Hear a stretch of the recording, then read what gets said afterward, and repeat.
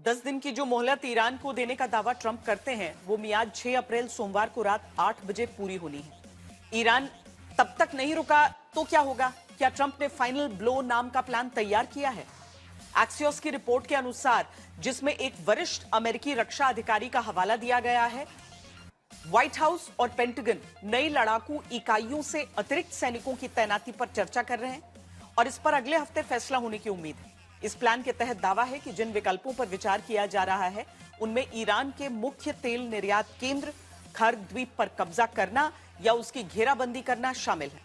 लारक द्वीप पर कब्जा करना, जो ईरान को हॉर्मुज पर नियंत्रण रखने में मदद करता है, अबू मूसा और आसपास के द्वीपों पर कब्जा करना या ईरानी तेल का निर्यात करने वाले जहाजों को रोकना शामिल है। इसके अलावा ईरान के परमाणु और ऊर्जा साइट्स पर और बड़े पैमाने पर हवाई हमले करने का प्लान का भी दावा है। इसमें ईरान के परमाणु सुविधाओं, पावर प्लांट्स और मिसाइल उत्पादन केंद्रों पर भारी बमबारी शामिल है।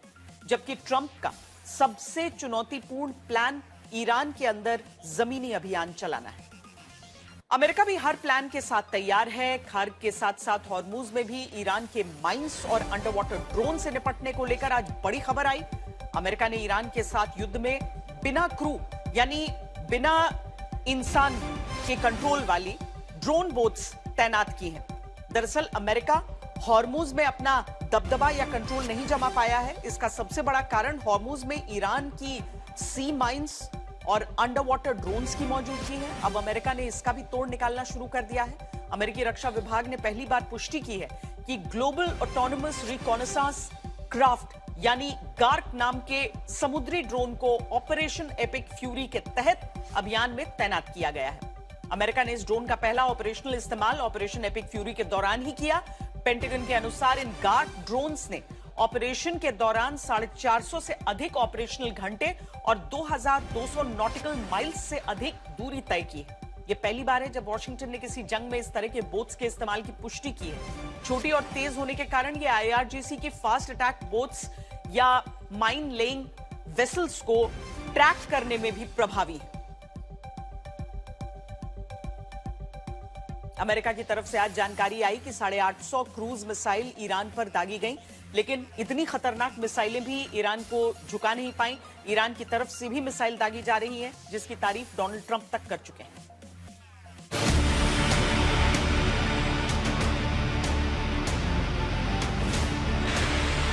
अमेरिकी USS Abraham Lincoln aircraft carrier पर हमला करना हो तो मिसाइल,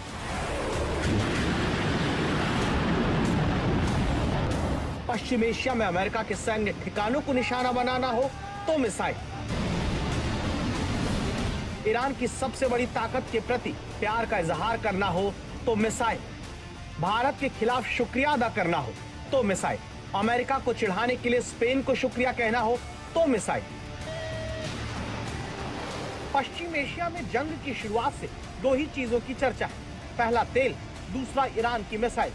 सबसे बड़ी बात यह कि ईरानी मिसाइलों की तारीफ खुद अमेरिका के राष्ट्रपति डोनाल्ड ट्रंप तक कर चुके हैं, जो बताते हैं कि ईरान की मिसाइलें सिर्फ शोर नहीं कर रही, असली नुकसान पहुंचा रही। And I think we've been proven right. You know, they took one missile, went 2,500 miles. They supposedly didn't have a missile like that. They had no missile with that capability. 2500 kilometre दूर तक हिंद महासागर में Britain के Diego Garcia सैन्य अड्डे पर missile मारकर Iran ने अपनी ताकत दिखा दी, जिससे हर कोई हैरान है। सबसे बड़ी बात यह कि यह तो शुरुआत है, क्योंकि ईरान कह रहा है उसने अब तक अपनी 70% मिसाइल का इस्तेमाल नहीं किया।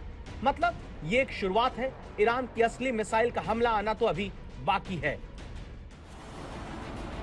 ईरान की तरफ से बयान इसलिए भी अहम है क्योंकि इजराइल तक में ईरानी मिसाइलों का कहर दुनिया देख चुकी है। ईरान की मिसाइल पहले भी थी, शहाब, फतेह, कियाम जैसे नाम दशकों से मौजूद रहे, लेकिन फर्क ये कि पहले ईरान की मिसाइलें ज्यादातर डर पैदा करने के लिए रही, अब वो रणनीतिक रूप से असर दिखाने लगी हैं। अब ईरान सिर्फ मिसाइल दागने की क्षमता नहीं दिखा रहा, बल्कि ये साबित कर रहा है कि वो किसी खास लक्ष्य पर वार कर सकता है, जिसने जंग में ईरान को एक राजनीतिक और मनोवैज्ञानिक युद्ध का सबसे मजबूत हथियार बना दिया। क्योंकि अब मिसाइल सिर्फ धमकी नहीं बल्कि हकीकत है। ईरानी मिसाइल ताकत का असर 3 मोर्चों पर सबसे ज्यादा दिखाई देता है, जिसमें पहले नंबर पर इजराइल का एयर डिफेंस है, दूसरा पश्चिम एशिया में अमेरिकी सैन्य ठिकाने और तीसरा समंदर में अमेरिकी नौसेना की एयरक्राफ्ट कैरियर है, जिनके लिए ईरान की मिसाइलें सबसे बड़ा खतरा बन गई हैं। जिसने ईरान की एयर डिफेंस की भी अपनी संख्या से सांस फुला दी।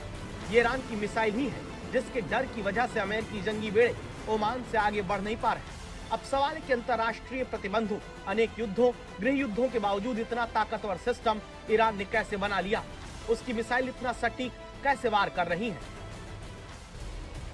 हसन तेहरानी मुकद्दम को ईरान का मिसाइल मैन कहा जाता है। ईरान की मिसाइल शक्ति को खड़ा करने में उनका बहुत बड़ा योगदान है। उन्होंने ऐसे समय में काम शुरू किया जब ईरान के पास आधुनिक मिसाइल क्षमता बहुत सीमित थी। बाद में यही क्षमता ईरान की सैन्य नीति का अहम हिस्सा बन गई।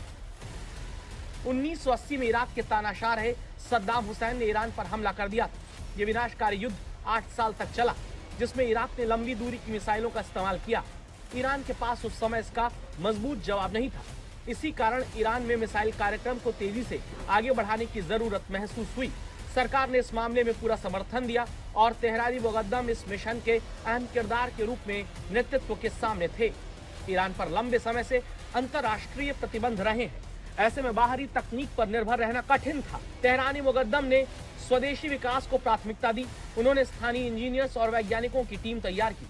इससे ईरान ने अपनी तकनीकी क्षमता मजबूत की, जिसकी बदौलत आज ईरान अमेरिका से लोहा ले रहा है और किसी भी सूरत में अपनी मिसाइलों के दम पर झुकने को तैयार नहीं है।